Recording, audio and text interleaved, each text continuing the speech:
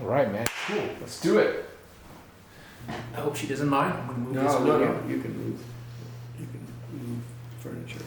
Okay, You great. can- You can move that if you want, if that's not too comfortable. Oh, I think I'm good. I think you're good. Yeah. Yeah. It's a humming sound. Oh, that's the washer and dryer. Oh. Okay. Next time I'm Washer and gonna. dryer substitute, huh? Next time I'm gonna hook you up to a mic, basically. Oh, okay. I thought we were gonna be pretty quiet, but guess not. We can, Don't worry. I can. I might be able to edit that out later on. We'll see. We'll see. But, okay, let's get started, man. I'm excited. Are you excited? yes, this is, I mean, we've spent many hours together talking about a variety of subjects, so Yes, we I'm have. not sure what subject you want. I have plenty of subjects. okay. Actually, we have plenty of subjects for us to talk about Oh, okay. because we're talking about the span. Wait, how many years have we known each other? A dozen? A dozen years? Yeah, probably. I think since back 2010. Um, Well, no, because when we first started talking on a monthly level, was it Oh. 2010? yeah, but I knew you before that. Yeah. I knew you used to go to Dr. Frank's, Right. and And that was like 06, 07. So you're right. It's like a dozen yeah, years. you Yeah. were Yeah. you were just Yeah. working at you were working with Rocky. Rocky Tannehill. Yeah. Yeah. And we were doing Zoe CD, but Mhm. that's way past. That was before e-Bible. Correct. Right. Before e-Bible. But we're here talking about you today because I want to focus on you and I want to talk about you. Well, we don't want to talk about me. We want to talk about others and how we can Yes, impact we can. other people. Not, Yes, we you know, can. Yes, we not can. me. Yes. But I believe there is a lot of color, context, right? Context. That comes in when we know a little bit more about you, right? Because what you're bringing in, the credibility that you're bringing in is because of the years of experience that you've had, right? You know, and at least you've told me the pain that you've gone through, right? Yeah. Right? Right? If you're talking about Yeah, it's because it's Lots of- both intelligence and also School of Hard Knocks combination. yeah. You know, and I've always believed you have a lot to offer. I think I've only scratched the surface. Okay. But first, we're going to start with the most important question, Mhm. right? Nothing else matters, but this is the most important question. So we'll start with this first. Mhm. What is the secret to amazing sex? Because nothing else matters, right? If we know this, nothing else is going to Good matter. intercourse is preceded by good intercourse. Okay, explain that. Let's talk a little bit about that. Let's break it down. What does that mean? So there's it's necessity that there's some communication that happens beforehand, and that communication, intercourse, verbal intercourse, or body language, or just facial expressions, contact, sexual tension, and all that happens with good intercourse, with good discussion, good conversation. There's a young man just got married, very young man, and I suggested to him that if he wanted to have good intercourse, that he should spend a lot of time talking about it with his wife beforehand. So talking about the intercourse before the intercourse of the intercourse. Exactly. Wow. It's what is it?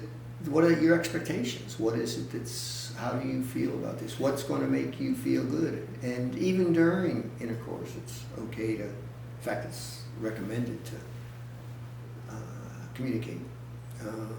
And there's more than one way of communicating. There's body language and facial expressions and emotional impact. But I think that if you want to have really good sex, you need to have really good intercourse beforehand.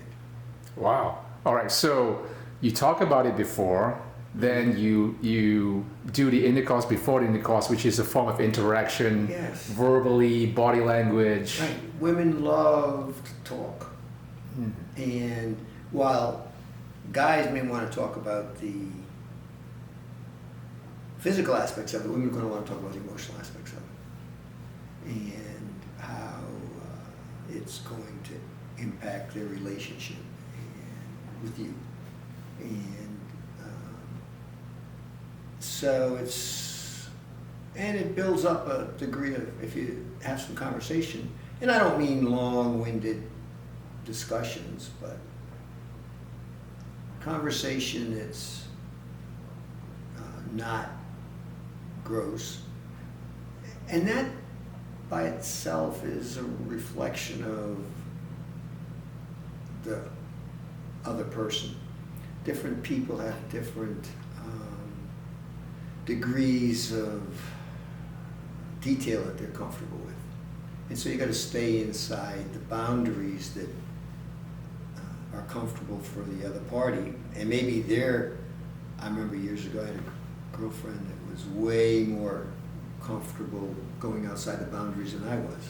I mean, and I was very uncomfortable with it. So she was more open about talking about the exact details. Sure, and right. I was not. And so there's always going to be a mismatch on comfort levels. So. Is it something you get more comfortable with Oh yeah, over the and years? the comfort levels expand and expand and expand as more and more boundaries are reached. Because we're all brought up to be chaste and careful, and especially in this society with women's rights and so forth. So you have to be very careful. And I wouldn't know too much about singlehood anymore, since it's been decades and decades since I've been single. So I would suggest to those that are single that they be super careful about, in today's environment, about how far they go in the discussion, that they get permission.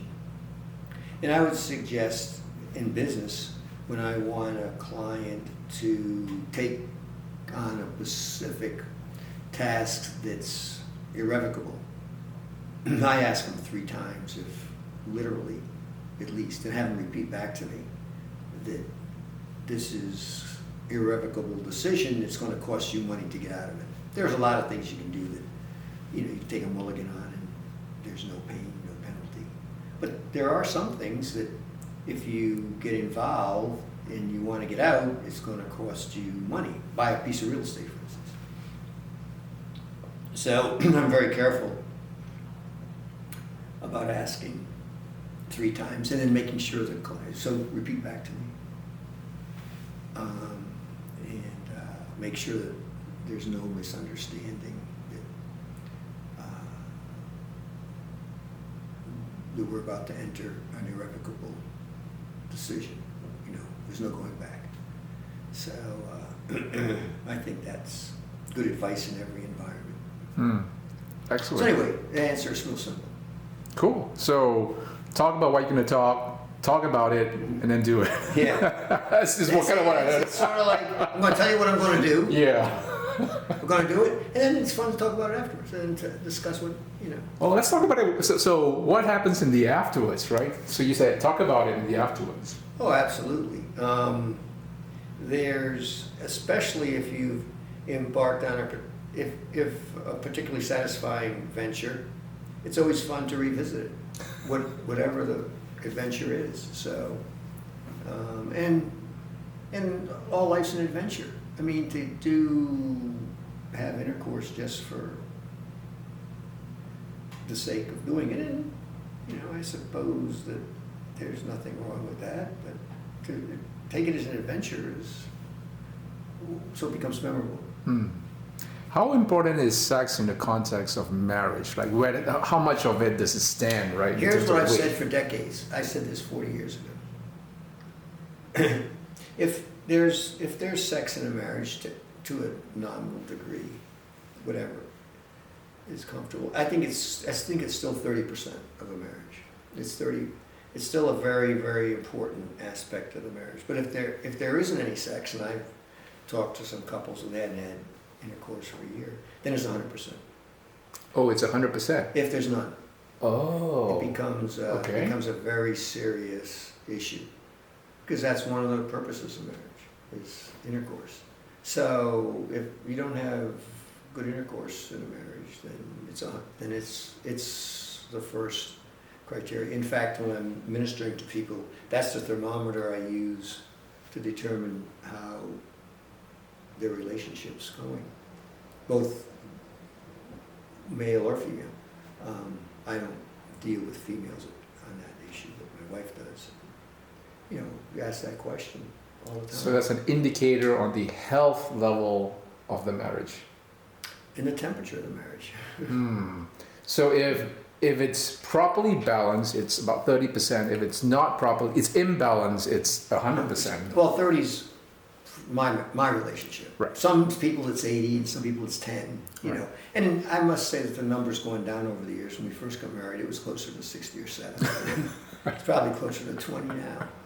Got it. Because Well, I mean, over as the you get older- years. as you get older, other things become more important. Correct. Grandkids become important, Yeah. and your ministries become important, and God makes sex less critical in your life as you get older. I wish he hadn't, but Well, in his infinite wisdom, he knows what's best for he us. knows what's best for us, exactly. Yeah. Well, so that's a good segue, right? So given that sex is 30%, right? Mhm. So if correctly balanced 30%, what represents the other 70% in the marriage? I think that there has to be both mutual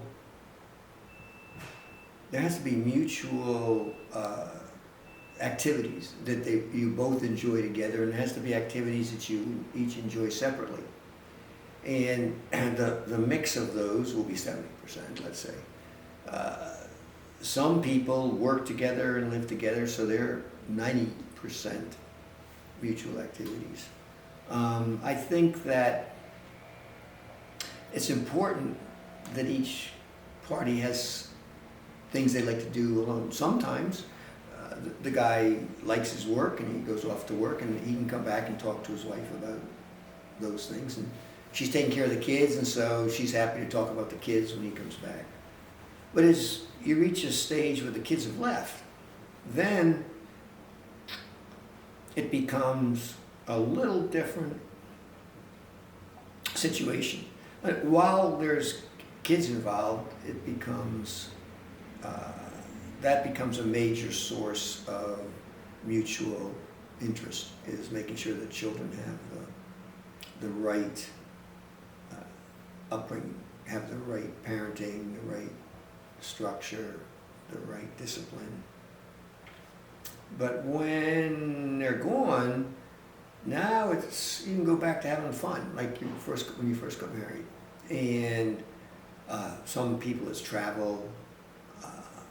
For an awful lot of people, it's grandkids, which are awesome and a lot of fun. It's good for the woman to either have a job or a ministry, which she's enthusiastic about, and for the guy to have a job or ministry. I know a lot of retired people that if one of them doesn't have a job, then they have a sport that they're extremely involved in, fishing or golf specifically, or maybe they like flying airplanes or whatever, but they really enjoy and actively involved in it. And the other spouse has something that they really enjoy and are actively involved in. So I think it's very important that each spouse has some other activity. But what makes up the other 70%? I would say it's a good balance is 30%, I think, or 30% joint travel, activities, grandchildren, and 40% individual work or ministries. So sex is 30%. Common shared activities is 30%? 60, because it's 30 seconds. What? Yes, 30. 30%, right? Yeah, So right. 30%. 30 then, plus 30. Yeah, 30 plus 30, and then that's right, and then 40% is personal Yes. areas of passion or interest, Mhm. where you can do things by yourself. But then you've got also the other 30% where you're doing it with your spouse. Right, and I really think that is a mistake to, I really think it's a mistake to try to discourage your spouse from going to football games if he likes football, or fishing, or golfing. Take that as an opportunity to maybe you like spending time with your girlfriend. Maybe you like shopping, if you're a female. Maybe you like travel, and your husband doesn't, and you have a girlfriend you travel with. So I think it makes a marriage stronger to be able to come back and spend some time talking about those opportunities. And absence makes the heart grow fonder. So when you're away from each other, it gives you a chance to reflect on the excitement of getting back together. So obviously, if you're spending all your time separate, that's a problem. If you're spending all your time together, then that's not necessarily good as well. There's exceptions to every rule. There are couples that want to spend 101% of their time together, and that's perfectly okay. You just ask for and what I've said is a generality. It's definitely not a rule that I would live by, but I would suggest that there are some couples that where one of the parties would try to have more together time or less together time than the other couple wants, and I think that's a discussion that has to take place. Like some couples, one's working and the other is going to school. They're very busy, so their apart time is probably 8 hours a day, 5 days a week. So that's probably maybe 50 hours a week out of 168. So that's right there, 30%, just about a separate time. So, and I think that's, even for retired people, that's good. Although as you've been married to somebody for a lot of years, you might, you're kind of used to the relationship, but that's a problem.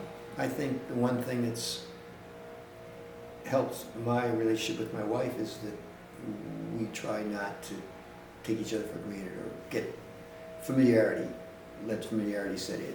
So let's talk more about that familiarity. So let's expand on that. So how do you avoid that trap, right? How do you, because it seems to be it's very common among a lot of marriages, or even just folks in a partnership or whatever, who are very close to each other all the time. At some point you just kind of take things for granted.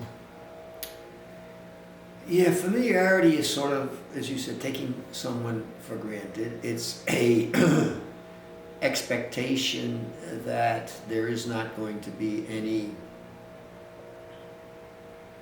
difference in the relationship 10 minutes or 2 hours or 3 days or a week from now than there is today, because you're familiar with the person's habits and idiosyncrasies. And you'll find a lot of times in healthy marriages what'll happen is you'll hear one of the spouses say, many years into the marriage, he always makes me laugh, which is an ability to throw in an unexpected situation into the relationship. So familiarity is a death knell to any relationship, because it takes away excitement, it takes away adventure, it takes away... It dulls the marriage. It dulls the marriage. It dulls the relationship. So how do you, is your question, how do you undo familiarity? Well, this is a long discussion, and I'll try to summarize it, and we can talk about it. Which we can expand in another Yeah, we video, expand, basically. right. Yeah. But basically, okay, that was happening in my relationship with my wife up until about 10 years ago. And I started praying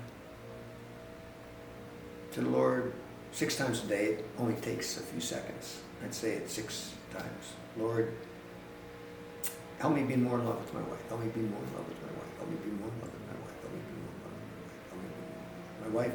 Help me be more in love with my wife. And I did this for a few months, every day, because we'd fallen into familiarity trap. And then I had a revelation, whatever it was, that, yeah, I'm not treating her like I treated a girlfriend.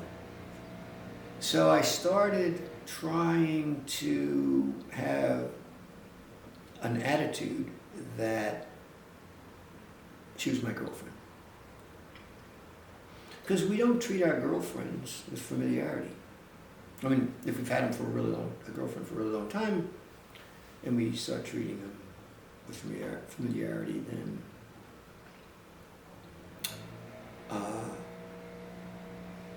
that can be a problem. And there are good things about familiarity, which happens in our relationship, for instance. We have familiarity, but it's a comfortable, it's more of a comfortable interaction, where we're comfortable with each other and we feel relaxed.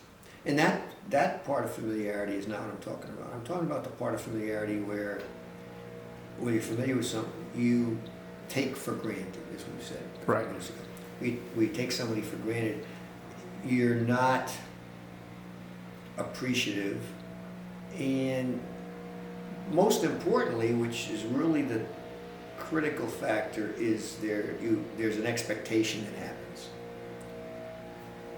When familiarity breeds expectations, that's when bitterness starts to show up.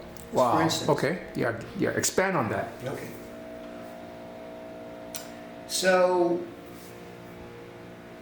and I'm going to come back to the girlfriend part, because we don't get bitter with our girlfriends. And the reason we don't get bitter with our girlfriends is because we don't get an expectation. Maybe it happens in relationships, there's an expectation you're going to have sex. And if you don't have sex, then that's kind of one of the few exceptions. Then there's a bitterness. Like, what happened? How come we're not,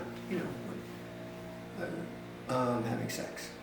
But in a marriage or in any other kind of relationship, there's lots of other expectations. How come you're always late? How come you didn't give me a call? How come you didn't make my lunch? How come you didn't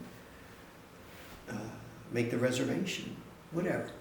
You get expectations that the other person is supposed to do something or be something or have something.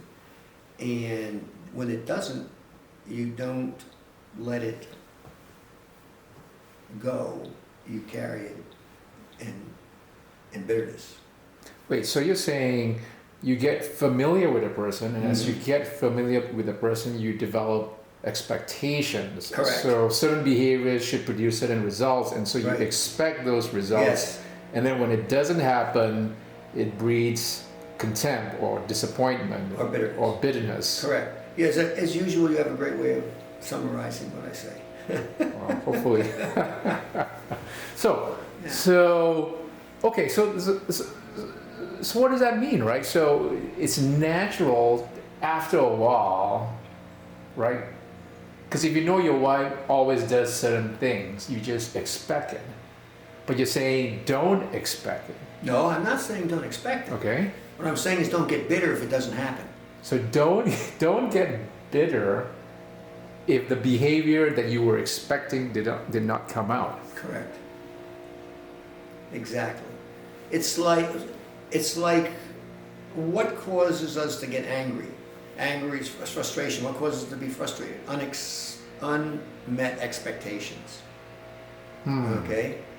When you get angry, frustrated, bitter, frustrated, frustration comes from unmet expectations. So if you have an unmet expectation, you're going to get bitter, basically. And why is the expectation unmet? It's because you have been with this person long enough to expect certain behavior, expect certain things. But 9 times out of 10 or 99 times out of 100, you never talked about it. You never discussed it. You never made it known that there's an expectation, that you expected something to happen. You expected a certain behavior, you expected a certain outcome.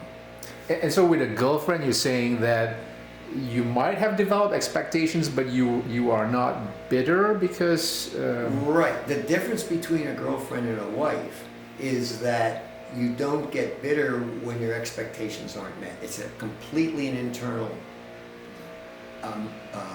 mindset. Completely an internal emotional set or soul set. So why is that the case? Why is it that when you have a girlfriend, you naturally are not bitter, but then when you have a wife, you naturally can be bitter? Because expectations of wives are different than expectations of girlfriends. What do we expect of our girlfriends? Not much. But Because we enjoy doing stuff for them. But when we get a wife, we start to expect her to do stuff for us. Ah, so you expecting to do things for your girlfriend, but you expect your wife to do things for you. So that's the critical change in the mindset, actually. Or the soul set. Or the soul set. Or the emotional set. Setting. Yeah. And if you treating your wife like a girlfriend is all about your internal, what you've internalized. It's not about your real actions. When you internalize stuff. Now there are other aspects of it. There are situations where you will talk to her differently. You will act differently with her. You'll perform differently. And so you will have external changes but they're a result of your internal mindset that this is my girlfriend and I'm not going to get frustrated. I'm just going to treat her like a girlfriend. I guess make that as simple as you naturally do have like more patience with your girlfriend, or you're more forgiving. Yep. You have more latitude. Yep. All of those. Because you don't have expectations, or you have very low expectations. Exactly. And then when she's your wife, you've somehow come to expect certain things, and when those don't happen, then you get bitter about it. Because she's supposed to be your wife, she's supposed to know better.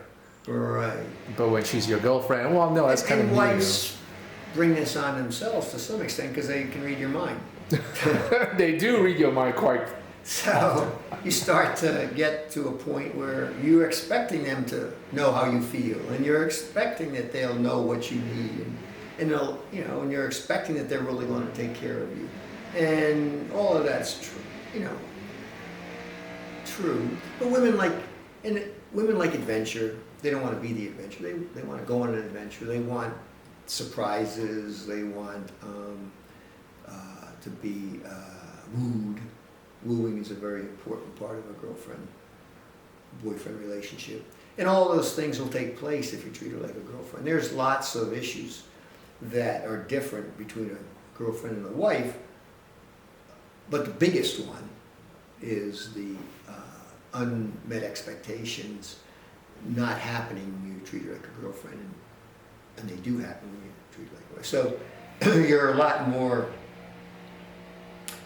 peaceful, and you're able to actually embark on some of the adventures and the excitement and all the other, and the conversation that a girlfriend expects and a wife likes. And it sounds like that's a pretty important factor in a marriage. I mean, at least from hearing from you that outside of sex, this could be this is really like a major pillar, if you will, right, Yeah. in marriages, that unmet expectations Oh, yeah. situation. Mhm.